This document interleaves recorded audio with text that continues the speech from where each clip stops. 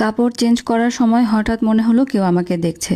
মেয়েদের নাকি তৃতীয় নয়ন থাকে, সেই নয়নের কারণেই হয়তো আমি ব্যাপারটা বুঝলাম। বাসায় শুধু আম্মা আর আমার ছোট ভাই। আব্বা অফিসের কাজে ঢাকার বাইরে আছেন। দরজা লাগানোই ছিল। যখন জানালার দিকে চোখ পড়লো, দেখলাম দুই পর্দার ফাঁক দিয়ে শুধু একজোড়া চোখ দেখা যাচ্ছে, খুব সন্তর্পণে লুকিয়ে আছে। আর ওই চোখ জোড়া চিনতে আমার কষ্ট হলো না, চমকে উঠলাম। রায়ান, আমার ছোট ভাই, আমার 10 বছরের ছোট, যাকে আমি কোলে নিয়েছি, আবদার মিটিয়েছি, এখনো মেটাই। ও আমার খুব আদরের। কিন্তু সেই মুহূর্তে কেন যেন নিজেকে খুব নোংরা আর অসহায় লাগছিল। আমি খুব দ্রুত কাপড় পরে দরজা দিয়ে বের হলাম। বুঝতে পারছি ততক্ষণে ও সরে গেছে। চিৎকার করে ডাকলাম, রায়ান, রায়ান। ও যেন মাত্র ঘুম থেকে উঠেছে এরকম একটা ভাব করে হাই তুলতে তুলতে এলো। কি হয়েছে আপু, চেঁচামেচি করছো কেন?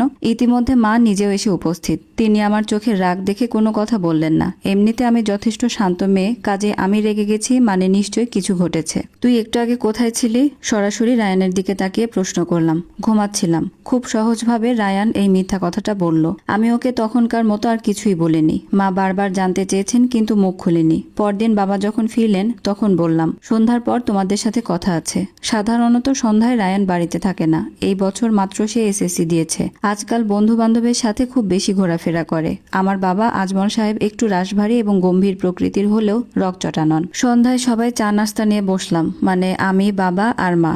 বাবা, আমি তোমার মেয়ে। অনেক মেয়ে হয়তো বাবা মায়ের কাছে এসব বলতে দ্বিধাবোধ করবে, বিশেষ করে বাবার সাথে। কিন্তু আমি তোমাদের দুজনকেই জানাতে চাই, কারণ বিষয়টা খুবই জটিল। কি হয়েছে খুলে বল। মায়ের অসীম কৌতূহল। গতকাল যদি আমি মাকে সব কথা বলে দিতাম, তাহলে মা রায়ানকে 2-4টা থাপ্পড় দিয়ে ঘটনাটা সেখানেই বন্ধ করে দিতেন। বাবার কান পর্যন্ত যেতে দিতেন না। কিন্তু আমি চাই ঘটনাটা বাবার জানা উচিত। বাবা আমার দিকে তাকিয়ে আছেন। তিনি কথা কম বলা মানুষ। বাবা, গতকাল অফিস যাওয়ার সময় আমি পোশাক পরিবর্তন করছিলাম। একটু থেমে সময় নিয়ে আমি আবার বললাম। তখন রায়ান লুকিয়ে আমাকে দেখছিল। মায়ের চোখ বড় বড় হয়ে গেছে। তিনি প্রায় চিৎকার করে বললেন, অসম্ভব, এটা হতেই পারে না। রূপা, তুই কি নিশ্চিত রে মা?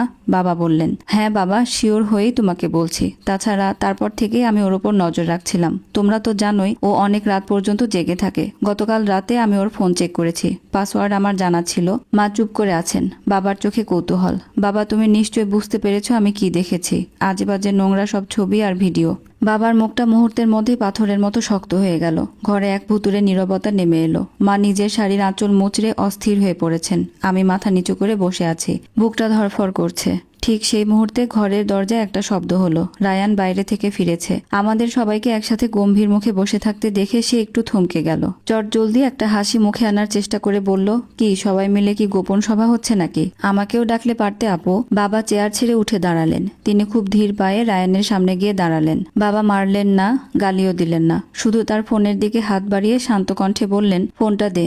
বলতে গেলে বাবা ফোনটা প্রায় কেড়েই নিলেন। ফোনটি হাতে পেয়ে বাবা এক নজর স্ক্রিনের দিকে তাকালেন। তারপর ফোনটা টেবিলের ওপর সশব্দে রেখে রায়ানের চোখের দিকে তাকালেন। বাবার চাহনিতে রাগের চেয়েও বেশি ছিল গভীর লজ্জা আর করুণা। তিনি নিচু স্বরে বললেন, আমার সন্তান হয়ে তুই এত বড় নরকে ডুবে আছিস, তা আমি কল্পনাও করতে পারিনি রায়ান। একটা মেয়ে তার নিজের ঘরের ভেতরেও যদি তার ছোট ভাইয়ের চোখের সামনে নিরাপদ না থাকে, তবে সেই বাড়ির অভিভাবক হিসেবে আমি নিজেকে মৃত মনে করছি। হঠাৎ রায়ানের ভেতরের ভীতু ছেলেটি হারিয়ে গেল। তার জায়গায় এলো এক উদ্ধত কিশোর। সে সোফায় রাখা কুশনটা দেয়ালে ছুঁড়ে মেরে চেঁচিয়ে উঠল, তোমরা সবাই মিলে আমাকে জাজ করছো। তোমরা বড়রা সবকিছুতেই এত সেন্টিমেন্টাল কেন? ওই দিন আমি ভুল করে তাকিয়েছিলাম ঠিক আছে, কিন্তু তাই বলে আমার ফোন চেক করার অধিকার তোমাকে কে দিয়েছে আপু?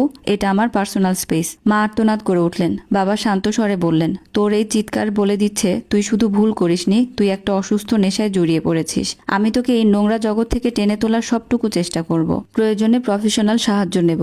রায়ান চোখ লাল করে টেবিলের ওপর থেকে খপ করে ফোনটা তুলে তার ঘরের দিকে হাঁটা দিল। পরের কয়েকটা দিন বাড়িতে এক অসহ্য স্থবিরতা নেমে এলো। রায়ান আরো বেশি উগ্র হয়ে উঠল, যেন আমরা সবাই তার শত্রু। ও আমাদের সাথে এক টেবিলে বসে খায় না পর্যন্ত। বেশিরভাগ সময় বাইরে বাইরে থাকে। কাদের সাথে মেশে কে জানে। মা বলেছিলেন ওকে আটকে রাখতে, কিন্তু বাবা তাতে সম্মতি দেননি। বাবার মতে তাতেও আরো বেশি ভায়োলেন্ট হয়ে যাবে। অবশেষে বাবা তাকে নিয়ে গেলেন একজন অভিজ্ঞ সাইকোলজিস্টের কাছে।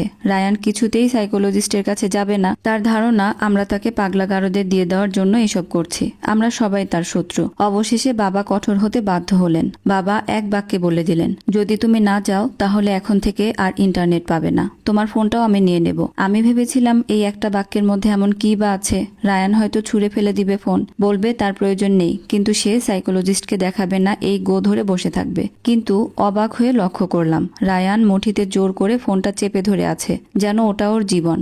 আমাকে আরো অবাক করে দিয়ে ও অবশেষে রাজি হয়ে গেল যেতে। কাউন্সিলিং এর সেই শান্ত শীতল ঘরে সায়ান প্রথম দিকে ছিল সম্পূর্ণ দেয়াল তোলা। প্রথম 3টি সেশনে সে একটি শব্দ উচ্চারণ করেনি। চতুর্থ সেশনে কাউন্সিলর যখন তাকে জিজ্ঞেস করলেন, রায়ান তুমি কি বুঝতে পারছো তুমি যে একটা ভুল জগতে বসবাস করছো, তখন সে প্রথমবার মুখ খুলল। সে ক্রুদ্ধ স্বরে বলেছিল, আমি আমার চারপাশের পৃথিবীটাকে ঘৃণা করি। সবাই আমাকে শাসন করতে চায়, সবাই আমাকে ভালো হওয়ার ভান করতে বলে, কিন্তু আমার ভেতরে কি চলছে সেটা কি কেউ কখনো বোঝার চেষ্টা করেছে? কাউন্সিলর কোনো বিচার করলেন না, বরং তাকে বোঝালেন এই আসক্তি কিভাবে তার মস্তিষ্কের ডোপামিন লেভেল বদলে দিচ্ছে এবং সে কিভাবে ধীরে ধীরে বাস্তব জগৎ থেকে বিচ্ছিন্ন হয়ে পড়ছে। ষষ্ঠ সেশনে কাউন্সিলর রায়ানকে একটি আয়নার সামনে দাঁড় করালেন এবং বললেন, আয়নায় যাকে দেখছো সে কি সেই মানুষটা যে ছোটবেলায় তার মা আর আপুর কোলে মাথা রেখে গল্প শুনতো, তাদের হাতে মেখে দেওয়া ভাত খেত, তাদের কোলে ঝাঁপিয়ে পড়ে আশ্রয় খুঁজত? রায়ান কেমন করে যেন একটু কেঁপে উঠল। কাউন্সিলর বলে চললেন, ওই প্রতিবিম্বের দিকে তাকাও, দেখো তো কবে সেই অনুভূতিগুলো বদলে মা আপু সহ মানুষগুলোকে শুধুমাত্র মেয়ে মানুষ ভাবতে শুরু করেছো, শুধু একটা মাংসপিণ্ড ভাবতে শুরু করেছো। তুমি নিজেই নিজের অজান্তে একটা দানব তৈরি করছো না তো? সেই মুহূর্তটি ছিল টার্নিং পয়েন্ট। রায়ান বুঝতে পারলো সে যেটাকে স্বাধীনতা বলছিল তা আসলে তাকে ভেতর থেকে নিঃস্ব করে দিচ্ছে। সপ্তম সেশনে যখন কাউন্সিলর তাকে আমার সম্পর্কে, মায়ের সম্পর্কে, স্কুলের বান্ধবীদের সম্পর্কে প্রশ্ন করলেন, রায়ান আর নিজেকে ধরে রাখতে পারলো না, ঝরঝর করে কেঁদে ফেলল। ঠিক সেদিন যেন ও উপলব্ধি করলো ও যে বিভ্রমের মধ্যে ছিল সেটা সম্পূর্ণ ভুল জগৎ। সেশন শেষ করে ও সোজা আমার সামনে এসে দাঁড়ালো। ওর চোখগুলো লাল। ও আমার দিকে তাকিয়ে কাঁপা কাঁপা গলায় বলল, আমি সেদিন তোমাকে ওভাবে দেখে নিজেকে খুব নোংরা মনে হচ্ছে আপু। আমার নিজের উপর নিজের খুব ঘেন্না হচ্ছে। আমাকে মাফ করে দাও আপু। আমি কোনো কথা বলতে পারলাম না, শুধু রায়ানের হাতটা ধরলাম। ও হু হু করে কেঁদে উঠল। সেদিন ও আর অধিকারের জন্য লড়া কোনো উগ্র কিশোর ছিল না, ছিল সেই 10 বছরের ছোট ভাইটি যে এক সময় আমার কাছে সব আবদার করত। আমাদের এই ভাঙা সম্পর্কটা পুরোপুরি আগের জায়গায় ফিরতে হয়তো অনেক সময় লাগবে, কিন্তু আজ আমরা জানি আমরা ভুল পথ থেকে ফিরে এসেছি। পরিবারের ধৈর্য আর বিশেষজ্ঞের পরামর্শে আমরা আমাদের কাছের মানুষটিকে নতুন করে ফিরে পেয়েছি। এখনো মাঝে মাঝে আমি কাপড় চেঞ্জ করার সময় জানালার পর্দার দিকে তাকাই। ভয়টা এখনো পুরোপুরি যায়নি, তবে পরে যখন বের হয়ে দেখি রায়ান আগের মতো পড়া টেবিলে মন দিয়ে পড়ছে, তখন দীর্ঘশ্বাস ফেলে মনে হয় মানুষ চাইলেই অন্ধকার থেকে আলোর পথে ফিরতে পারে।